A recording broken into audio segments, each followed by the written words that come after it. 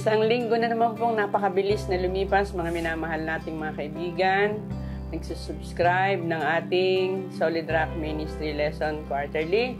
Kami po'y muling bumabati sa inyo ng magandang araw. Ako man po ay bumabati rin sa inyo, mga minamahal na mga kapatid. Sana po ang pagpapala ng Panginoon ay muling sumaating sama-sama.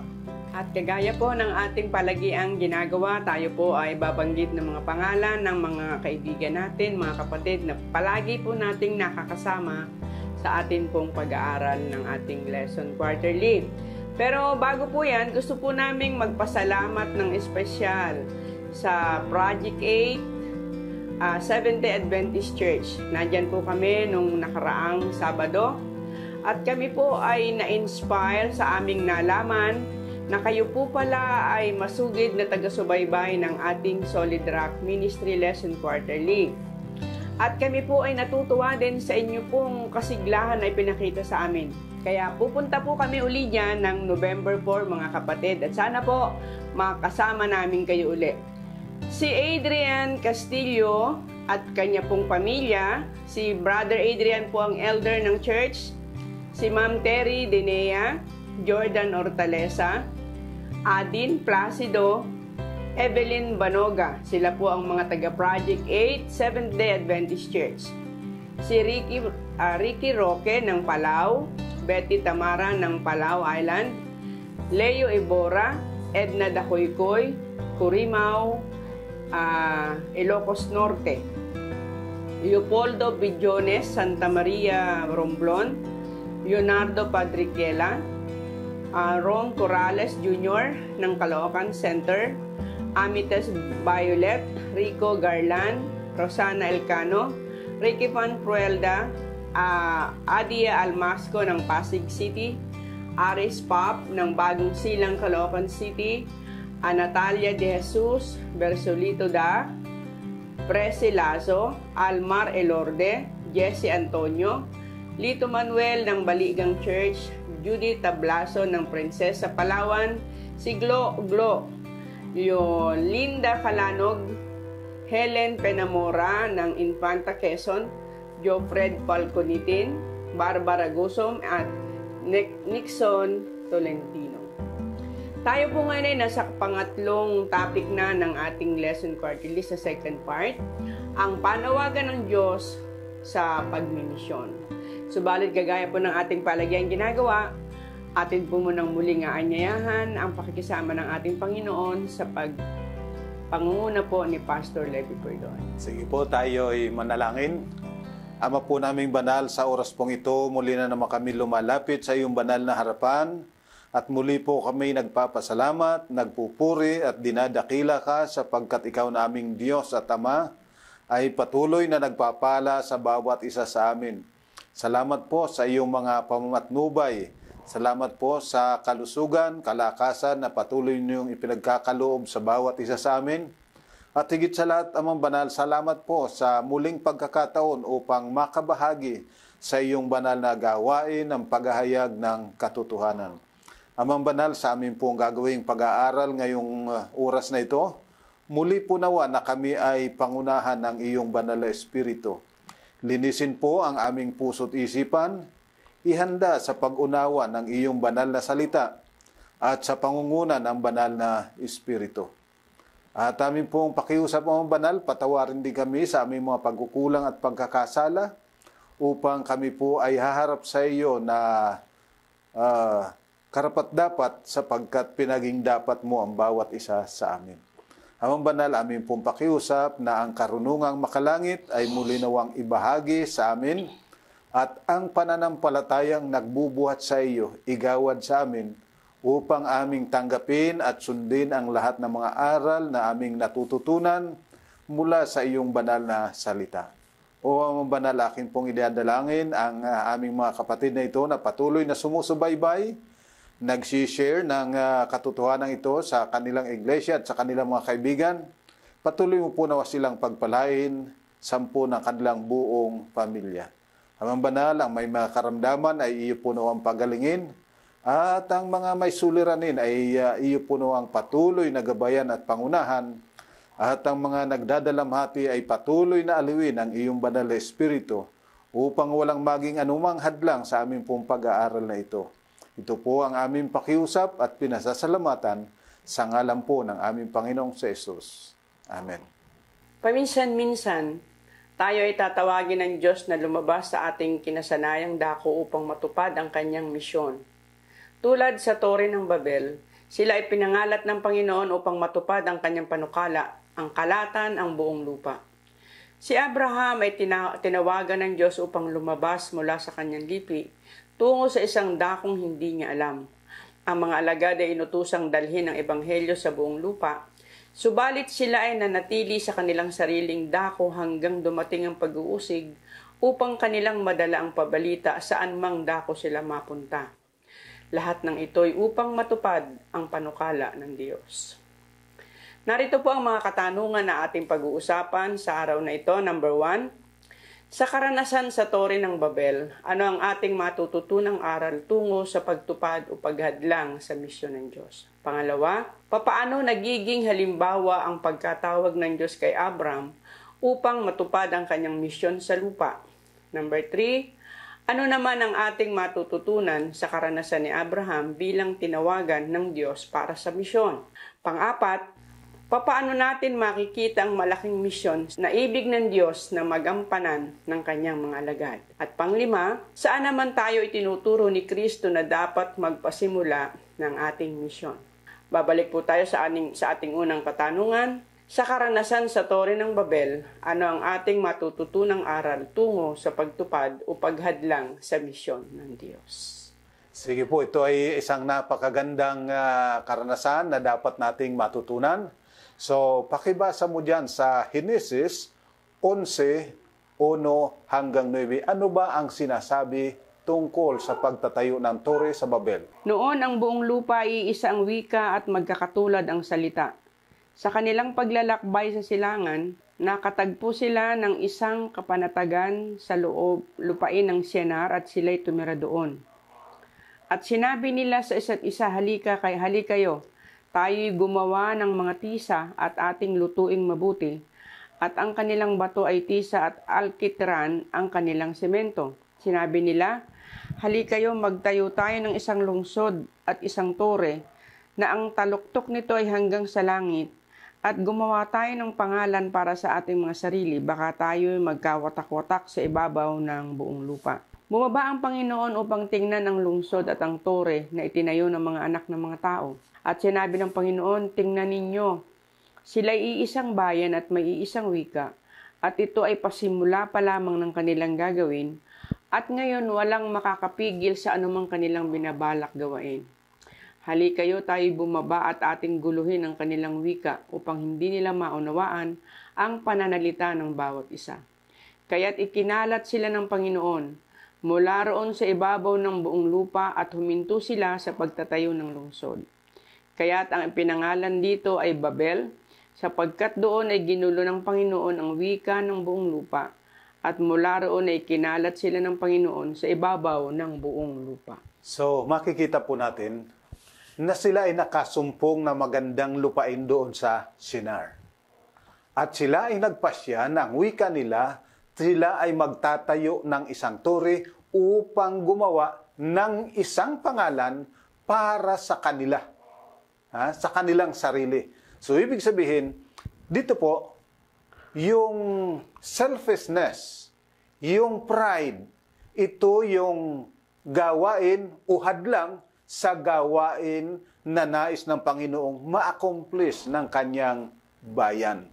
So, ito po ang isang dapat na pakaiwas-iwasan natin, yung pride, yung selfishness, sapagkat ito ang hahadlang upang magampanan natin ang panukala ng Diyos na pagdadala ng Ebanghelyo sa buong sanglibutan. Ang ibig ng Panginoon, kanilang kalatan ang lupa.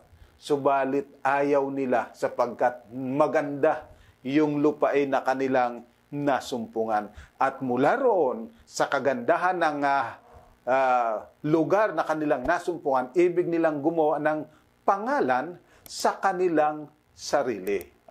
Tatandaan po ninyo, napakahalaga yan. Kapag yung selfishness pumasok, na yan po naman ay dahilan sa pride, ito na ang simula ng paghadlang sa gawain ng Panginoon. At ang Panginoon, gagawa ng paraan upang magampanan yung kanyang misyon na dapat ay misyon din naman ng bawat isa sa atin. Kaya mga minamahal, kinakailangan hayaan natin ang Panginoon ang gumawa.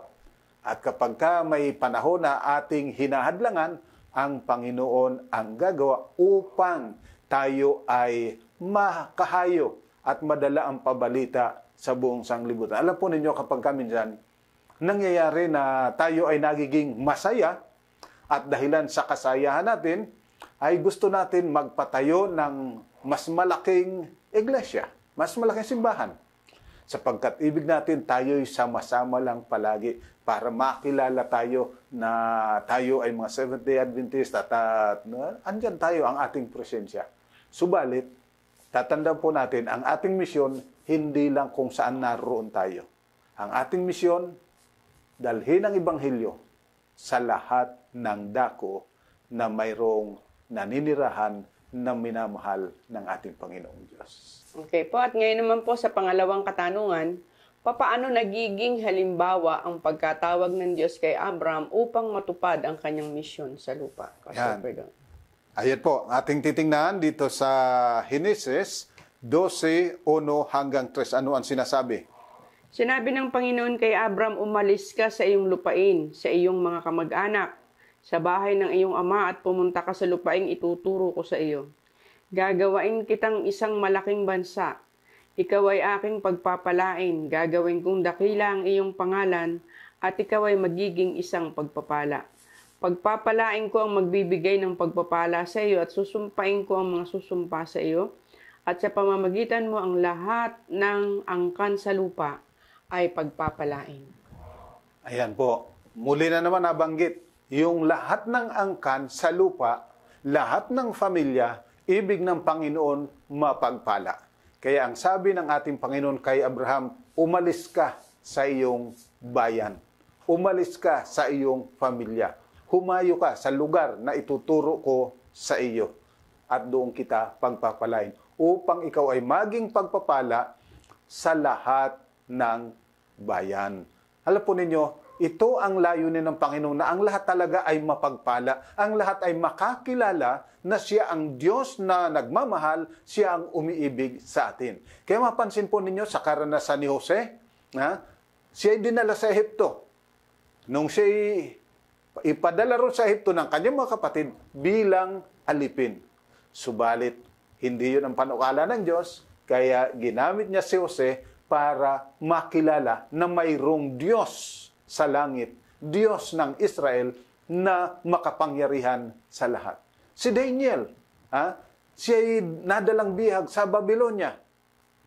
Ang sabi ni Daniel, yun ay ipinahintulot ng Panginoon para naman mahikayat si Nabucodonosor, mahikayat si Darius, mahikayat si Cyrus. Isipin po ninyo, mga hari ang nais ng Panginoon na maabot.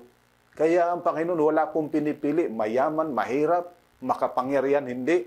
Lahat mahal ng Diyos at dapat mapaabutan ng pabalita. At atin din pong nalalaman ang karanasan ni Jonah. Siya ay pinapunta sa Nineveh, isang bayan na tunay na napakasama.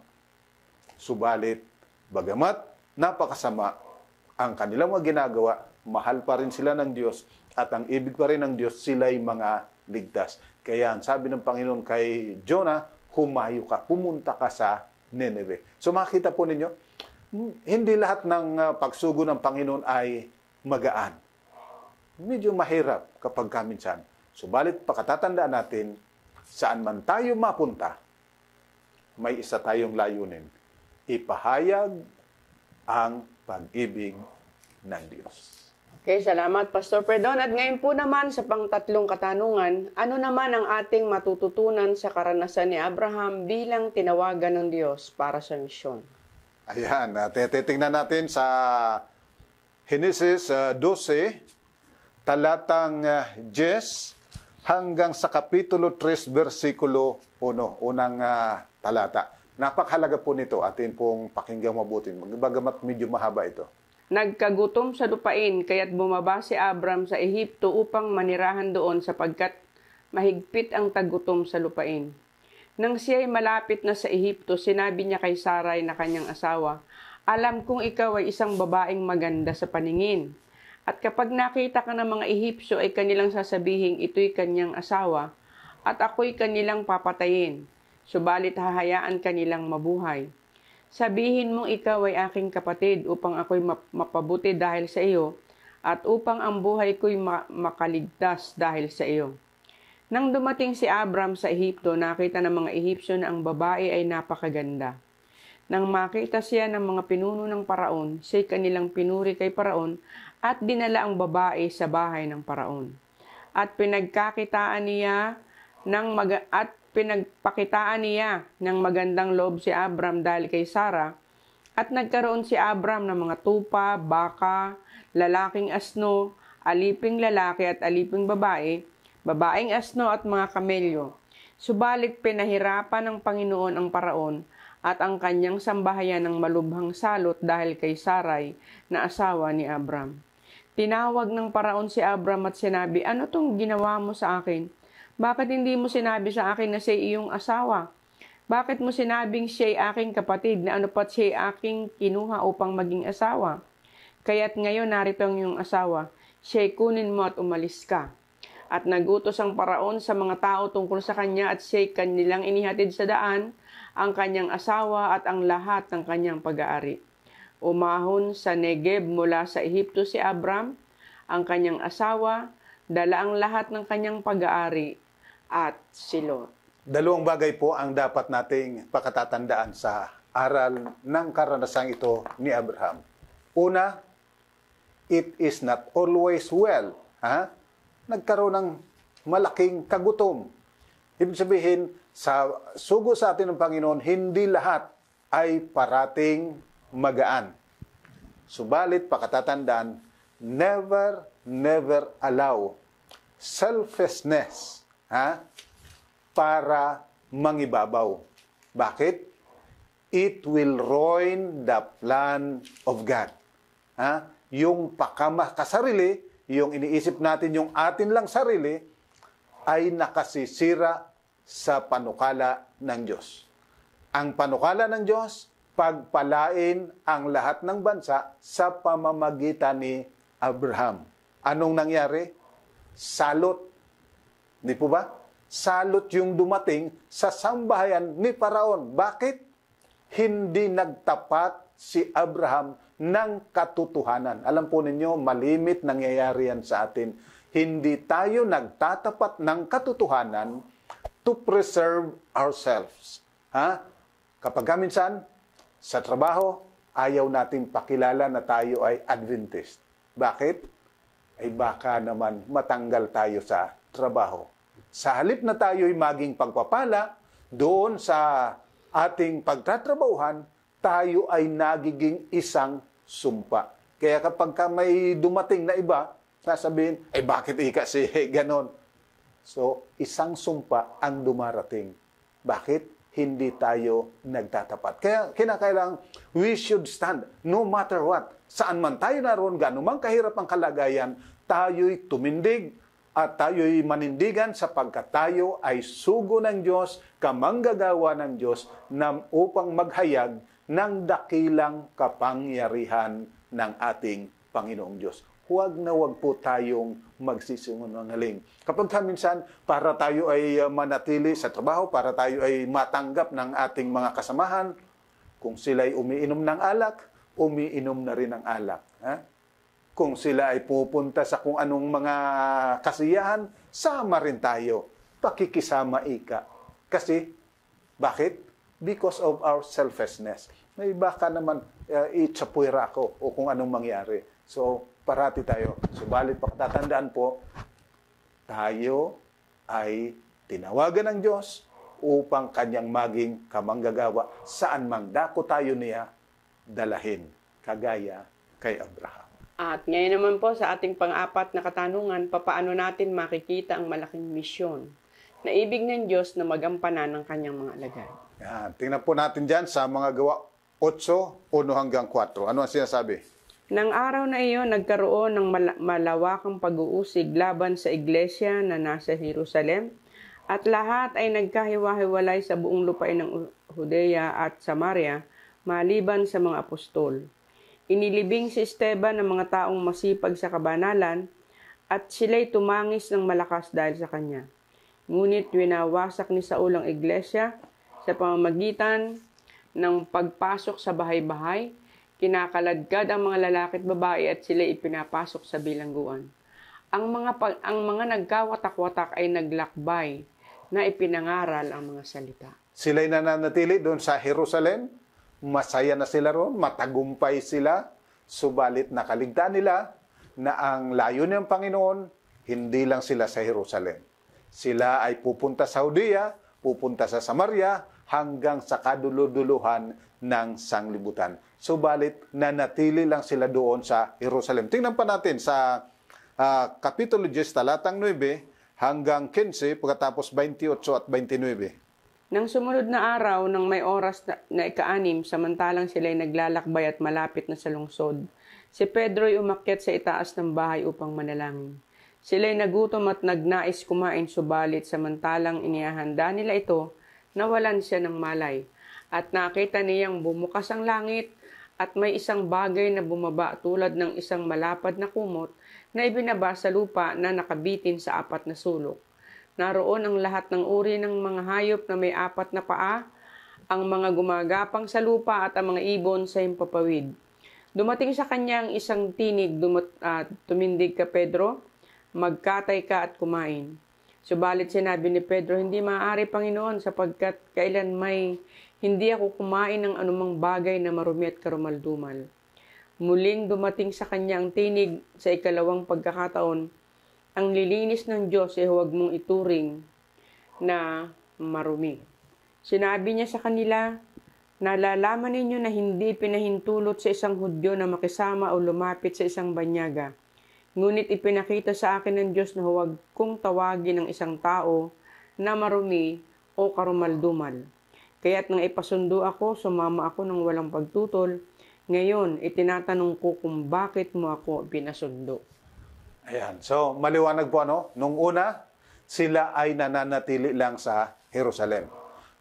Subalit dumating yung pag-uusig, sila'y nangalat, at kung saan man sila makarating, doon sila ay nangangaral. Subalit, pansinin po ninyo, nangangaral sila, subalit sa kapwa nila Hudyo lamang. Kaya ang Panginoon gumawa na naman ng isa pang paraan sa pamamagitan ni Pedro, ipinakita sa kanya ang isang pangitain at doon ay ipinakilala ng Panginoon na hindi mo dapat natatawaging marumi o karumaldumal ang sinumang tao. Kaya sabi ni Pedro, alam ninyo, sa amin hindi maaari yun na kami ay pupunta sa bahay ng taga-ibang bayan. Subalit ang utos ng Panginoon, pumunta kayo sa lahat ng bayan. So yung kanilang prejudice, racial prejudice, na nananatili pa sa kanila. At ang Panginoon ay gumawa ng paraan upang kanilang makilala na sa Panginoon, lahat tayo ay mahalaga. Sa Panginoon, ang ibig niya, tayong lahat ay maligtas, anumang lahi, anumang ugali, mayroon ka, ibig ng Panginoon na maligtas. Kaya yung kanyang mga alagad ay kanyang inuutusan at inaatasan na humayo sa lahat ng dako. At hindi darating ang Panginoon hanggat hindi natin ipangaral ang Ebanghelyo sa buong lupa, sa bawat lipi, bawat angkan, bawat wika. Napakahalaga po yan. Kaya kinakailangan talagang tayo ay hahayo. Huwag nating hayaan na doon lang tayo sa ating Jerusalem. Na kung saan doon tayo masaya. Alam niyo po kasi kapag kaminsan, kung saan marami ang nababautismuhan, ay doon lang tayo parati. Pagdating doon sa lugar na mahirap na dalhin ang Ebanghelyo para sa atin, kapag kaminsan ayaw natin. At tayo'y medyo tinatamad o kaya'y natatakot. Datapwat ang ibig ng Panginoon, ang pabalita ay dadalahin sa lahat. Kaya ang ibig ng Panginoon, bawat kaanib maging alagad. Ibig sabihin, bawat kaanib, kinakailangang maging kamanggagawa ng ating Panginoon sapagkat ang gawain ay malawak. Marami ang anhin, sabi ng Panginoon, subalit kukunti ang mang-aani. Kaya, ang sabi diyan ay kinakailangan idalangin natin na magsugo ang Panginoon ng maraming manggagawa. Kaya lang mga kapatid, bawat isa sa atin, tinawagan ng Panginoon na kanyang maging manggagawa. Kaya kukunti ang manggagawa sapagkat iniisip natin yung pastor lang ang manggagawa, yung elder o kaya yung mga layman na ating binibigyan ng kanilang pasahod. Tayo pong lahat ay kamanggagawa ng Diyos at tayo'y gagawa saan man tayo naroon. Sa ating tahanan, sa ating trabaho, sa ating barangay, sa ating komunidad, tayo ay dapat na nagdadala ng pabalita ng Diyos. Okay po, at ngayon po sa ating pong huling katanungan, saan naman tayo itinuturo ni Kristo na dapat magpasimula ng ating misyon, Pastor Fredon? Okay, titingnan natin dyan sa mga gawa 1:8. Ngunit tatanggap kayo ng kapangyarihan pagbaba sa inyo ng Espiritu Santo at kayo'y magiging saksi ko sa Jerusalem, sa buong Judea at Samaria at hanggang sa kaduluduluhang bahagi ng lupa. Ang sinasabi rito ng Panginoon, kung nasaan kayo, doon kayo mag-umpisa. So, una sa lahat, sa ating tahanan, sa ating pamilya, ating asawa, ating mga anak. Dalhin natin ang pabalita ng pag-ibig ng Diyos. Pagkatapos niyan, sa ating kapitbahay, o kaya sa ating iglesia, sa ating barangay, at hanggang sa dulo ng sanglibutan. So, kinakailangan po, napakahalaga talaga. Ang ibig ng Panginoon, lahat. At yan ay kinakailangan mag-umpisa sa ating tahanan. Sapagkat sa tahanan po, kapag tayo'y nagkaisa, ang sabi nga ni Ellen White, a well-disciplined family speaks more. Nagsasalita ng higit kaysa sa lahat ng sermon na ipunin mong sama-sama. Kaya napakahalaga po ang influensya ng isang tahanan. Kaya uumpisan po natin sa ating tahanan. Subalit, huwag tayong titigil hanggang sa ating tahanan lang. Kasi kapag sa tahanan lang natin, pumasok na naman yung pagiging makasarili. Kinakailangan na umpisa sa ating tahanan, patungo sa ating mga inaabutan, sa ating trabaho, kung saan man tayo employed, doon tayo magdala ng pabalita ng katotohanan. Natatanda po, ang pabalita ay kinakailangan yung walang hanggang ebanghelyo. Ang walang hanggang pag-ibig ng Diyos sa sangkatauhan. Kaya sabi po, nung ipapanganak ang ating Panginoon, ano po ba yung awit ng mga anghel? Ang sabi, sa lupa na kinalulugdan ng Panginoon. Yun, ang Panginoon nalulugod sa lahat ng tao, sa lahat ng bansa. Siya'y nalulugod. Mahal niya ang lahat. Kaya ito po ang pabalita na dapat nating dadalhin. Kapag minsan po kasi, i-improve po natin kasi yung ating paraan ng pag-iibanghilyo. Sa lahat ng doktrina na ating dinadala, dapat makita po yung pag-ibig ng Diyos. Maging sabat man yan, maging sa pagkain yan, lahat po kinakailangang uuwi doon sa dakilang karunungan at pag-ibig ng Diyos. Sapagkat bawat kautusan ng Diyos ay Kanyang ibinigay dahilan sa pag-ibig sa atin. Kaya sabi ng Panginoon, kung kanilang sinusunod ito, sila'y mabubuhay. Ibig sabihin, magkakaroon tayo ng maayos na pamumuhay. Yun ang layunin ng ating Panginoon, na tayo magkaroon ng maayos na pamumuhay. Kaya yung doktrina po, dapat parati po nating hahanapin kung paano nito pinapakilala ang karunungan ng Diyos una sa lahat, at ang pangalawa, ang pag-ibig ng Diyos, yung Kanyang concern para sa iyo, para sa akin, para sa ating lahat. Otherwise, kapag ang nakita mo lang dyan ay basta utos, huwag mo na lang ituro.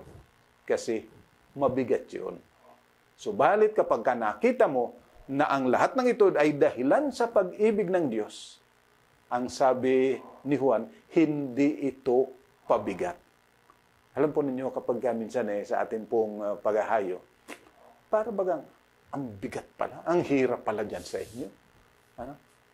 Kasi hindi natin nadadala yung talagang pinakasentro, ang Panginoon na nagmamahal sa atin, nagmamalasakit sa atin, na walang ibang nais kung hindi ang ating kaligtasan ngayon at sa pagdating ng araw.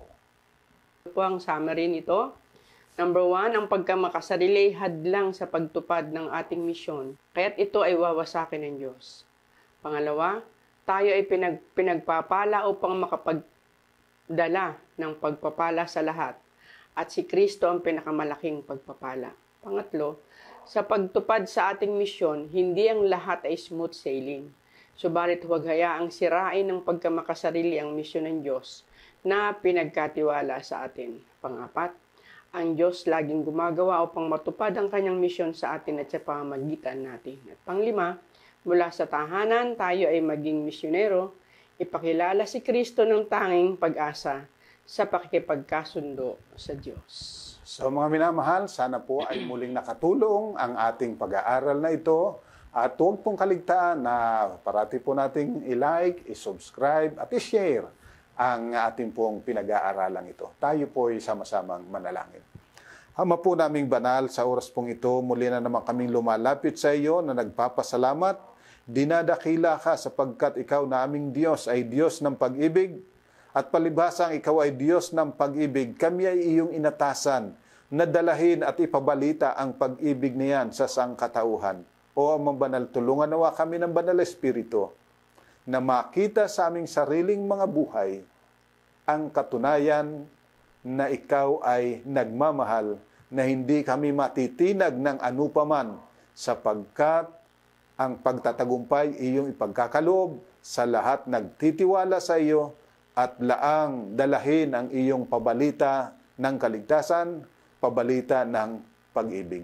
O Amang Banal, iyo pong pagpalain ang aming mga kapatid na ito, 10 ng kanilang buong tahanan at ng buong iglesia.